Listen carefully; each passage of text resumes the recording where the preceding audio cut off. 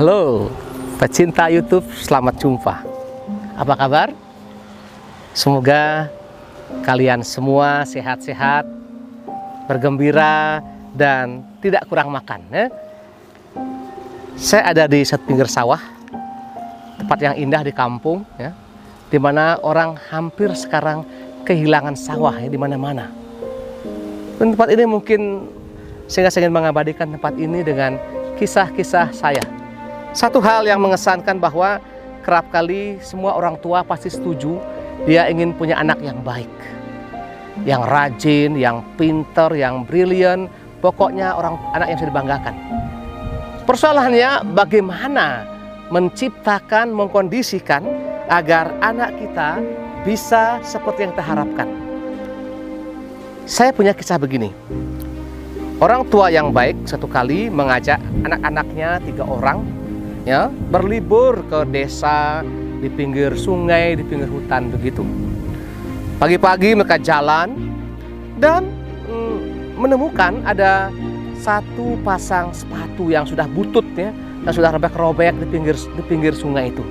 Bapaknya bilang ini pasti punyanya orang yang mencari kayu bakar. Sang anak yang paling sulung usil, "Papa, bagaimana kita sembunyikan supaya dia nanti kita lihat bagaimana elsinya?" Dia bilang, anak, jangan begitu, tidak baik itu. Ini, bapaknya melakukan dompet, dia ada uang 50.000 2 lembar.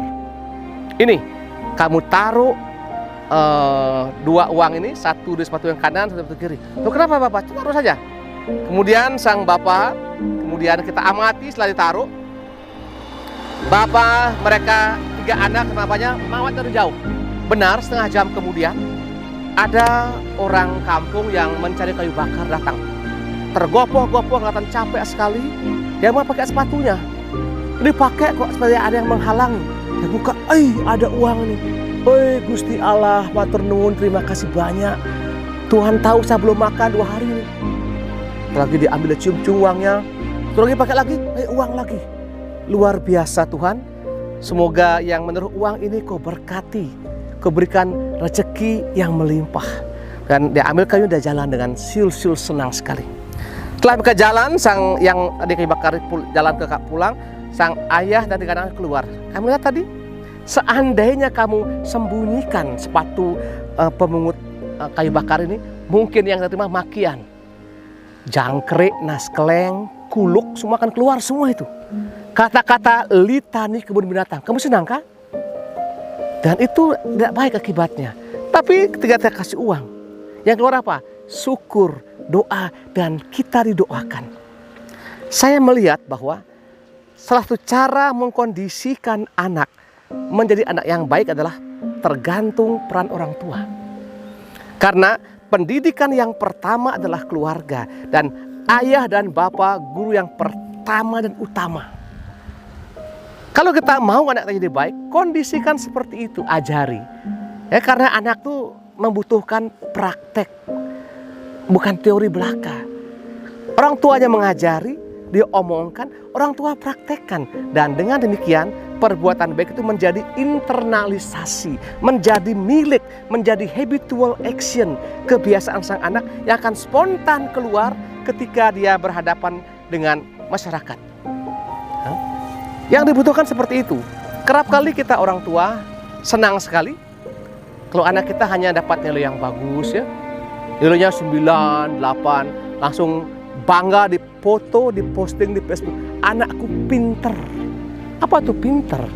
Pinter lawannya tuh bodoh. Yang kita ingin anak yang bijaksana, yang tahu bersikap, menghargai orang lain, punya empati dan simpati.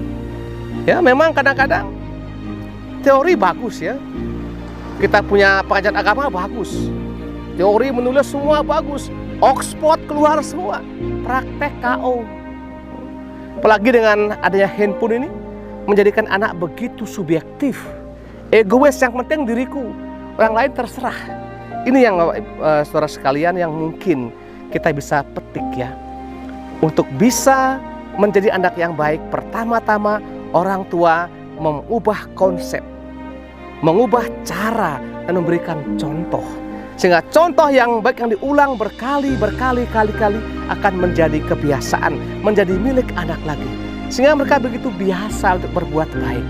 Kan hal yang baru. Tentu perlu perjuangan. Kita perlu mengubah paradigm shifting.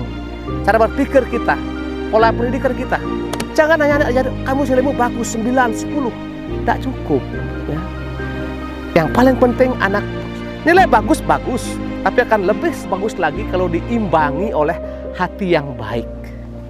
Penghargaan lingkungan, tahu buang sampah di mana, tahu omong kalau orang mendengarkan ya mendengarkan. Kerap kali kita rapat di Banjar kah, di paroki kah, kita rapat yang omong depan, yang itu omong semuanya, kacau-kacau semuanya. Kita kurang berampu mendengarkan, ingin omong sendiri, sehingga apa yang kita omongkan tak nyambung. Kita mohonkan semangat ini. Semoga kita orang tua diberkati dan anak-anak kita menjadi berkat bagi banyak orang. Tentu awalnya pilihan dari kita sendiri. Mulai sekarang, kapan lagi? Tanpa itu perubahan dunia pendidikan tidak akan berubah. Semuanya aku masih seperti yang dulu. Kata lagunya Pandu Pandonita, kan lagu itu. Saya kurang tahu.